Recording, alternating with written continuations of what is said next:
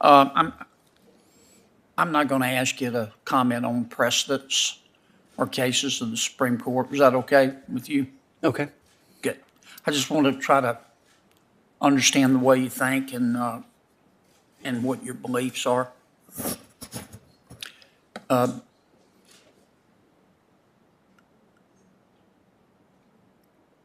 When, in your opinion, does life begin? Well, Senator, from my reading of Supreme Court precedent. No, sir, I'm not interested in the law. I'm interested in you. When, in your opinion, does life begin? You can't hear me? Can you hear me now? And we want to. Do you want me to start over? No. Well, I just used 20 seconds. I want you to add 20 seconds to my. Let me ask the order. question again. When, in your opinion, does life begin? Well, Senator, I don't believe my own personal views enter into the picture I know, as a I judge. understand that you're going to follow precedent. I'm just asking you, I want to get to know you. You're going to be on the Court of Appeal if you're confirmed. When, in your opinion, does life begin? And so what I was explaining is whatever my personal views on those areas, I do set them to one side because I understand that, but I'm trying to understand what those opinions are.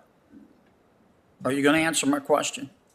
Well, in answering, I would not want to give the impression that I'm prejudging a situation I'll or stipulate you're not prejudging. or allowing my own personal views I'll to stipulate pervade that. into. And so, well, Senator, Have respectfully, you thought about it? about when life begins? Yeah. Yes. And what did you conclude? I conclude that as a judicial nominee and a sitting judge, I would not want those views to weigh into how I approach cases, and I would follow Supreme Court precedent All right. and its guiding All right, precedent. I get it. Let me ask you your thoughts on another subject. Biologically, how many sexes are there? As I understand it, there are different views on that topic. I'm asking you your view. Again, that is an area that I believe could come before me as an issue, as it has come recently. I'm not asking about a case. I'm asking about you. Biologically, in your opinion, as a thinking adult, how many sexes are there? Senator, as I said before, my own personal views, I don't want them to enter into my role as a judge. And so if I were to be faced with an issue where a person's sex or gender came before me, I would apply that Supreme Court precedent Right. and consider it in the We context stipulated of. to that. We stipulated to that. I'm asking you personally, biologically, how many sexes are there in your opinion? I would give the same answer as before, where I would not want to give an answer of my personal view and give the impression that I'm prejudging an issue myself. Okay. Have you thought about it? I have. Okay. What was your conclusion?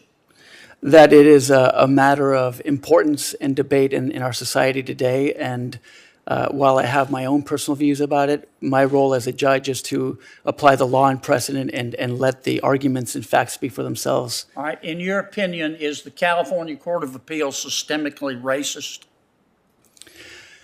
Senator, I have not had occasion to consider whether a court system is systemically racist as a court. As a general matter, I believe judges take their oath of office very seriously and try I to agree with consider. that, but what about the California Court of Appeal? Is it systemically racist? As I said, if the issue of systemic racism were to come in, I would consider it within the context of whatever the arguments are. Have you thought about it? As a private citizen, as a general matter, I know that systemic racism is a topic of discussion. Okay, so is the Court of Appeal, in your opinion, on which you sit, systemically racist? I believe that the judges in which serve on the Court of Appeal or the Supreme Court try to Why won't you answer handle my questions? their cases. Why won't you answer my questions, Judge? I'm sorry, Senator. Here's my final one. What's your favorite color? Blue. Good. That was easy. I don't understand why you won't answer my questions. And you're not the first nominee that has come forward that refuses to answer a single question in 5 minutes. How can I vote for you if you won't answer my questions? Well, Senator, if systemic racism were a matter that came before me, I didn't ask that. I stipulated that wasn't going to be the case. I'm just asking your opinion. You sit on the bench. You think it's systemically racist. But I do understand your favorite color, and I appreciate that. Thank you, Mr. Chairman. Thank you, Senator Lee. Thank you, Mr. Chairman. I thought you were calling him Senator Lee for a minute. I was about to introduce myself. Thanks for being here. You've been on the California Court of Appeals now since 2018, so about 3 years, going on 4 perhaps.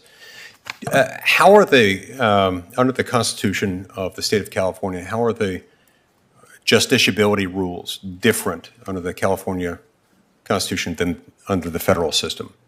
Do you have the same concept of Article 3 justiciability? Thank you, Senator Lee. As I think about it, I think the rules of justiciability generally pattern after the federal rules, within the California state system, right, and are considered in similar ways. Right. You're familiar with Article 3 justiciability. What are the elements of them? Of Article 3 justiciability? What do you have to have a justiciable case in federal court? Are you referring to standing itself? Or? Yeah, standing, ripeness, mootness, Sure. Every element of it. Sure. Well, for standing, under the Lujan, Supreme Court's case in Lujan, a claimant has to have an injury in fact, a legal injury that is concrete and particularized, as well as some sort of causal connection between the claimed misconduct and the injury, and finally, that it's likely to be redressed. And ripeness occurs when a court decides whether the matter should be heard at a particular time. And there's a related doctrine of mootness. If something is heard that would render a court's decision to be advisory, or whether there's a likely to have a recurrence in the case before you. In federal court, when is there subject matter jurisdiction over a case in federal court? Subject matter jurisdiction would occur, Senator, if it's a question of federal law, whether it's statutory, constitutional, or if it comes up under diversity jurisdiction between citizens of different states. Can that ever be waived? I'm sorry? Can that be waived? No. Subject matter jurisdiction is a requirement of entering to federal court. Under what circumstances should a federal court apply state law? Federal court should apply state law when they're sitting in diversity. And also, if there are ancillary state issues within a federal case, the federal court might, as a discretionary matter, take on those ancillary state issues along with the federal claims that it's considering. What about federal common law? Federal common law, as I understand it, applies in a narrow, not frequently. There may be federal procedural issues that come up under federal common law, but it's very limited. How now you clerked for a federal judge on the court to which you've now been nominated, Judge Paez. Would you identify Judge Paez as one who would be a judicial role model of sorts? I would. And how would you describe your judicial philosophy? My judicial philosophy is to give, to apply each case fairly and neutrally, and to allow the parties to have that sense that they have a fair stake in arguing their own sides, and that I will apply to each matter a thoughtful and neutral approach to deciding their issues. How about statutory construction? What's your approach to construing the meaning of a federal statute? The Supreme Court has guided lower courts to look first at the statutory provision itself in the context of the purpose and overall structure of the statutory scheme.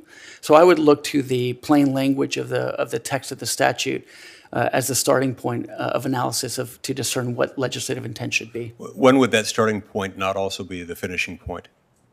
If there's ambiguity in the statutory text, or ambiguity in the way that the text is written in the context of the purpose and overall structure of the statute, then there may be other tools to also look to try to have a more confirming sense of what Congress intended.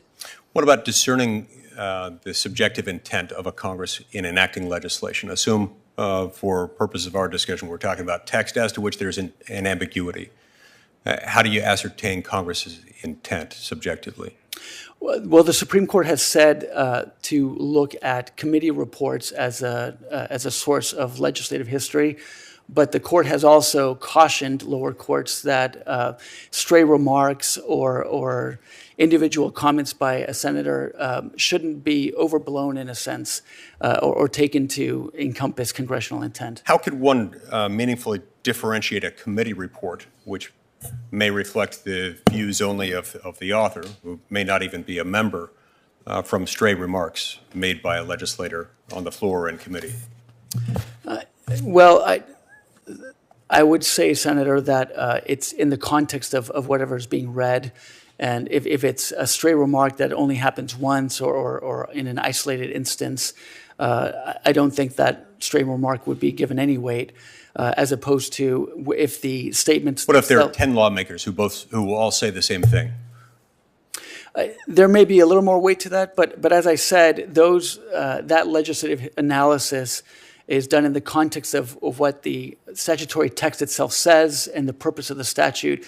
And so really the driving force behind that analysis tends to be more in those earlier factors than legislative history itself. Okay.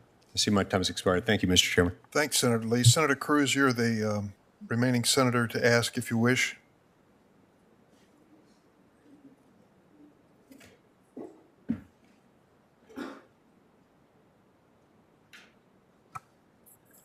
Thank you, Mr. Chairman. Judge Sanchez, you played an instrumental role in drafting and implementing Proposition 57. You were an advisor to Governor Brown. You were an author of the bill, and you helped craft and coordinate messaging in favor of the measure. Opponents of Proposition 57 at the time warned that you and other authors were not telling the truth, were not being candid about the effect of that proposition. They said it would apply to violent criminals, such as rapists when their victim is drugged, to human sex traffickers, to those who committed hate crimes, and to others whom the average person would not consider nonviolent. At the time of the drafting, was your intent to make those individuals eligible for parole? Well, thank you, Senator, for that question. As I said before, as I mentioned earlier, the law itself did not automatically release any individual. It only provided parole consideration for nonviolent offenders and a sentencing scheme, a system of sentencing credits for rehabilitative programs. The Proposition 57 and the implementing regulations did not define who was a violent or a nonviolent offender. That was made by reference to existing California Penal Code. And the intent in the passage of that law was to allow those parole consideration in order to comply with the federal court order that California reduce its prison population to a constitutionally tolerable level. Okay, so let me try again on that question. Let's take them one at a time. Let's take rapists when their victim is drugged. Was it your intent that a rapist who had drugged his victim should be eligible for parole? Well, let me start by saying, Senator, I worked for Governor Brown as a staff member, and so I worked to effectuate his policy goals. So did you disagree with him on Proposition 57? No, Okay, well then let me ask you again. You played a leading role in this. If you want to disagree with it and say, hey, the governor was wrong and I was following orders, that's one thing. But if you're not going to say that, then I'm going to return to my question. Was it your intent? And let's take the first example I gave. Rapists who drug their victims. Was it your intent that rapist should be eligible for parole? Governor Brown's intent was in complying with a federal court order. Let me focus on your intent because you're the one nominated for a lifetime appointment to the Court of Appeals.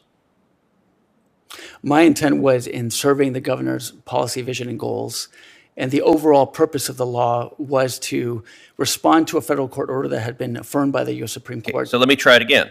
Let's ask a different question. How about human sex traffickers?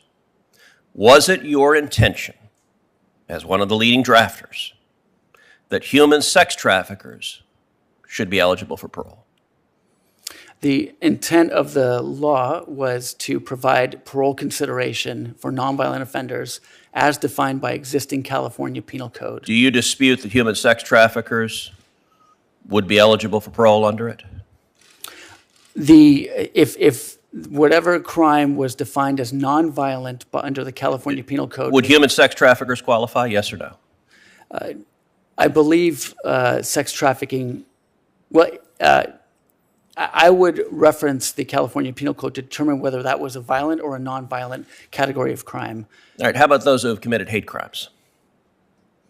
As I sit here today, I'm not aware in which side hate crimes fall under. There can be circumstances So you where... didn't spend a lot of time focused on that question?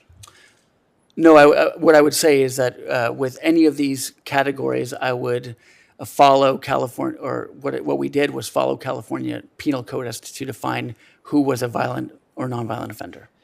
So several reports indicate that violent criminals have been subject to parole. Likely criminals that the unsuspecting public did not intend on releasing when they passed Proposition 57.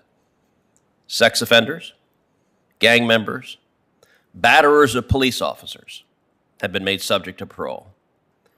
As a result of your direct efforts, violent criminals were paroled, and California was made less safe. I guess my question is, did you intend for violent criminals to be released early? Or were you simply unaware of the consequences of your action? Which one was it? Did you know what you were doing, or did you not know what you were doing? Thank you, Senator. The intention of the law was to comply with that federal court order, and the choice that Governor Brown faced was I'm creating... not asking about the governor. The governor has not been nominated to the Ninth Circuit. You have. So I'm interested in a litigant who would appear before you, who might very well be troubled about a judge who is soft on crime, who wants violent criminals, who is fine with violent criminals being released early. That would trouble a great many litigants. I think that would trouble a great many Californians who believed that this proposition was not affecting violent criminals when in fact it was. And so my question is what was your intention, not Governor Brown's, not anybody else, your intention, and were you aware of what you were doing? Did you know violent criminals would be released early when you were helping lead the efforts to pass this proposition? As I mentioned earlier, the law, the choice that was faced was between allowing federal courts to order the outright releases of prisoners without any sort of rehabilitation efforts, or to create a system of parole consideration and sentencing credits to address an order that the United States Supreme Court had affirmed. And the governor... My time has expired, but let me just try one final time.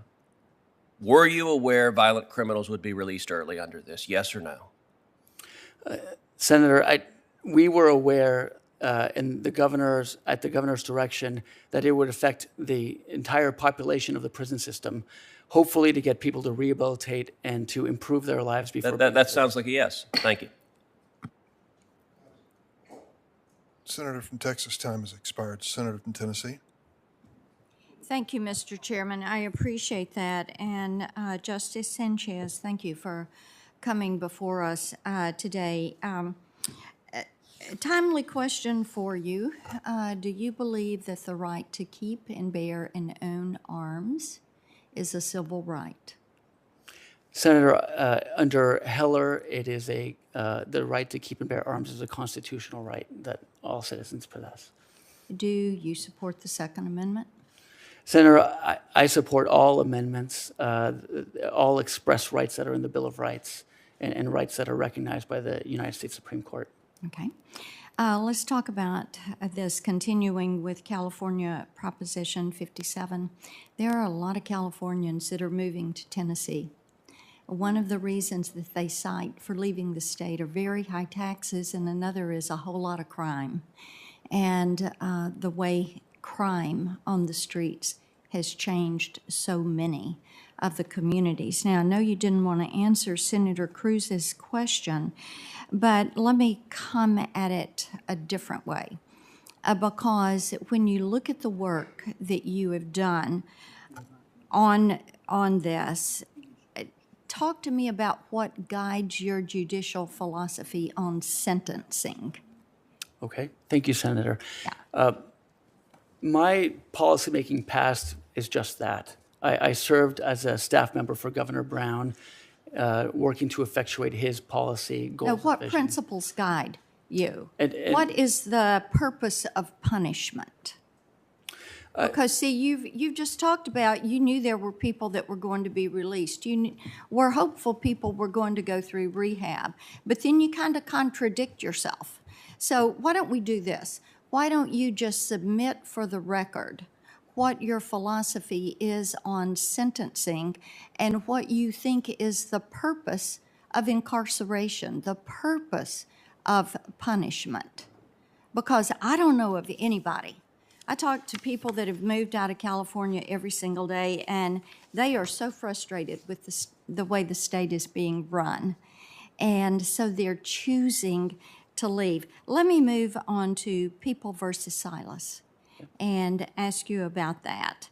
Now, I understand that involved a preemptory strike on a prospective black juror, correct? Yes. Okay. And as I understand it, the prosecution exercised a preemptory strike against a black juror who expressed support for Black Lives Matter, citing the juror's hostility when asked about BLM.